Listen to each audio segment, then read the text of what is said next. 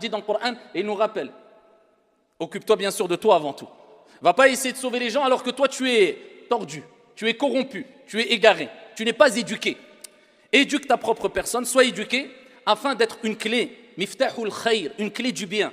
C'est pour ça qu'Allah dit dans le Coran, Ya ayyuhalladhina amanu qu anfusakum wa ahlikum nara. Ô vous qui avez cru, préservez vos personnes, préserve ta propre personne. Il commence par toi. Pourquoi? Parce qu'au jour de la résurrection, comme vous le savez toutes et tous, et on le rappelle et on le répète car le rappel profite aux croyants, tellement que ce jour sera terrible, le jour de la résurrection, et difficile, ce jugement, le grand jugement, et bien qu'Allah Jalla wa Ala a décrit ce jugement par ses propos, يَوْمَ يَفِرُّ الْمَرْءُ مِنْ أَخِيهِ وَأُمِّهِ وَأَبِيهِ وَصَاحِبَتِهِ وَبَنِيهِ. Le frère verra son frère, il ne sera pas heureux de le voir, mais il le fuira, par crainte d'avoir des responsabilités, des comptes à rendre devant Dieu auprès de ce frère-là.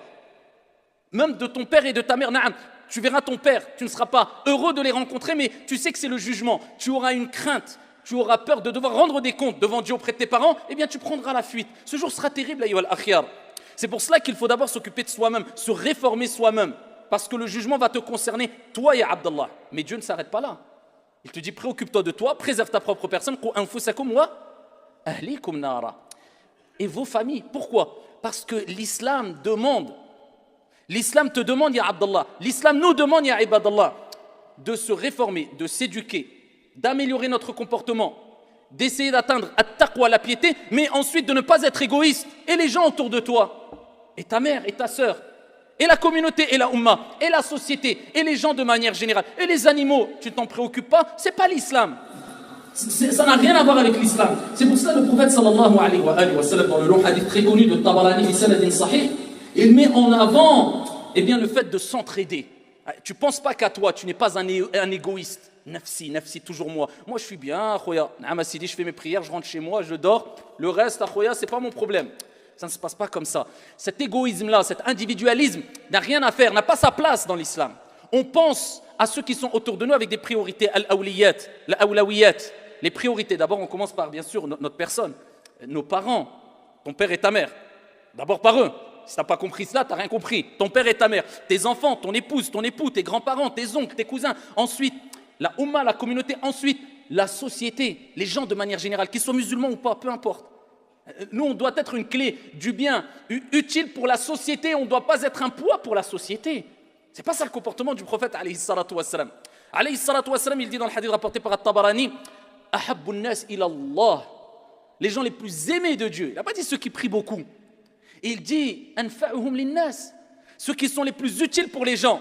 Lui, il sort de chez lui, il dit moi j'ai une mission, c'est d'être pieux, de craindre mon Seigneur, mais d'être utile. À quoi je vais servir aujourd'hui? Tu sers à quelque chose ou à rien?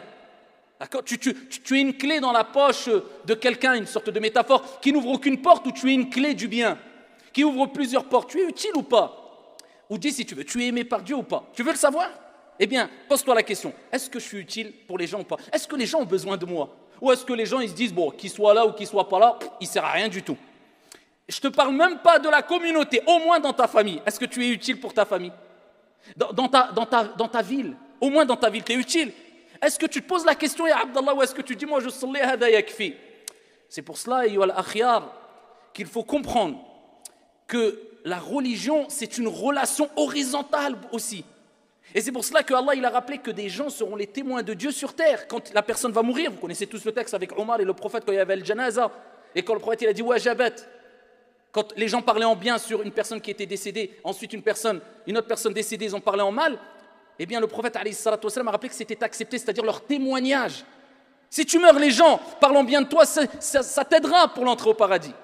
Et qu'Allah nous préserve de cela. Si les gens parlent mal de toi ou les gens disent bon débarras, ça sera ici un argument contre toi au jour de la résurrection. Donc dis-toi, quelle trace j'ai laissé derrière moi?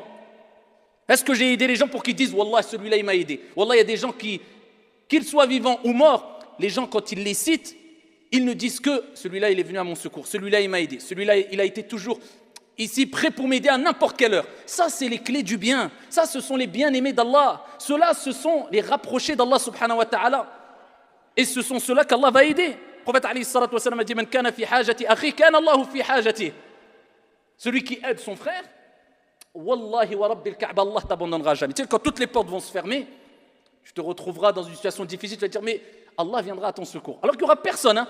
Allah viendra à ton secours. Pourquoi? Mets la cassette en arrière. Tu te rappelles quand Foulen, il avait de graves problèmes, personne ne pouvait l'aider. Et tu es venu, tu lui as dit, tu as des problèmes financiers, je t'aide. Tu te rappelles de un tel, quand il n'y avait personne pour l'aider, ne serait-ce que pour son déménagement et tout le monde prenait la fuite. Asmahlia, j'ai rendez-vous chez... Et t'inventes des rendez-vous. Eh bien, toi, tu es parti l'aider. Eh bien, voilà. An-Nasr, le secours d'Allah, il est venu par là. Il est venu de ce côté-là. Man kana fi hajati akhi, kana Allahu fi hajati. L'islam, c'est pas que salah, c'est pas que rester à la mosquée. Omar ibn al-Khattab, Amir al-Mu'minin, il rentre dans la mosquée. Et il voit un jeune chef à la mosquée. Bayna as-subh wa ad-dhuhr. Dans waqt al-duha. On dit waqt al-duha. Duha, c'est le temps qui. Al-fajr est passé, subh est passé. Ouais, il était jalis à la mosquée, assis à la mosquée. Et il a le Coran ou la dhikr ou la. Omar ibn al-Khattab, il l'a appelé. Il lui a dit. Il a été pris d'étonnement. À cette heure-ci, c'est comme si maintenant tu rentres à la mosquée à 10h30 et tu vois quelqu'un dans la mosquée, un jeune, en pleine forme, et il est à la mosquée. On va dire, Masha'Allah. Non, Omar ibn al-Khattab, il lui a dit, viens ici. Il lui a dit, Man yunfiq alayk. C'est qui dépense pour toi? Parce que c'était pas normal de voir quelqu'un le matin comme ça à la mosquée, alors que les gens faisaient tijara, du commerce, ils travaillaient, al-amal. فَإِذَا قُضِيَتِ الصَّلَاةِ فَانْتَشِرُوا. Allah, il dit, quand tu as fini la prière, allez, éparpillez-vous dans la terre, allez chercher votre risque. Ça, c'est pour Yawmul Jumu'ah. Le jour du vendredi, salah elle est terminée, et Allah va chercher ton reste, ta subsistance, travaille, bouge, sois actif pour la société, sois bénéfique pour eux.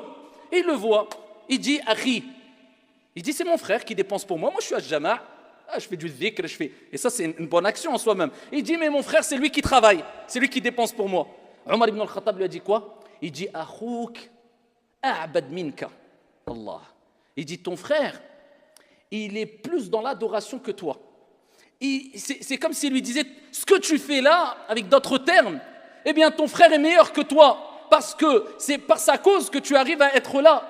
C'est lui qui te nourrit, lui il est dans l'action, lui il est utile, et toi tu es utile qu'à toi-même. Tu es utile pour personne, tu es dans le jama', tu sers à quoi entre ça et la prière elle est terminée.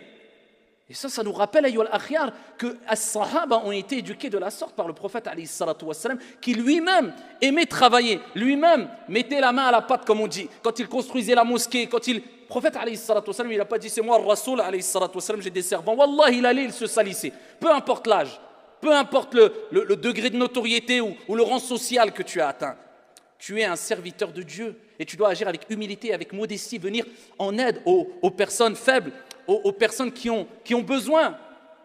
Ça c'est l'éducation prophétique ayyuhal akhyar.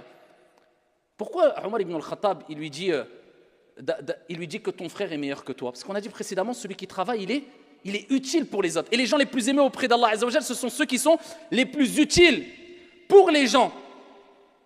Regarde, que tu prennes le médecin ou le mécanicien, alors qu'ils le font à but lucratif, c'est pour de l'argent. Mais même s'il le fait pour de l'argent, regardez être utile, comment c'est beau. Le médecin qui a réussi à être la cause qu'un patient guérisse.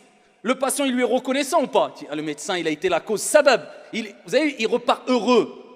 Il a été utile pour les gens, c'est pas beau. Le mécanicien qui est tombé sur une personne qui était dans une situation difficile et il a été honnête et il a réparé sa voiture correctement. Et la personne qui avait besoin de sa voiture pour travailler, il repart heureux ou pas? Parce que quand tu es utile pour les gens, eh bien tu rends les gens heureux. Et le prophète alayhi salatu wassalam, il nous rappelle que la meilleure des actions, c'est de faire rentrer as-surur, la joie dans le cœur de ton frère. Parce que tu rends heureux les gens. Dieu veut que tu rendes heureux les gens, que tu sois utile pour les gens, ya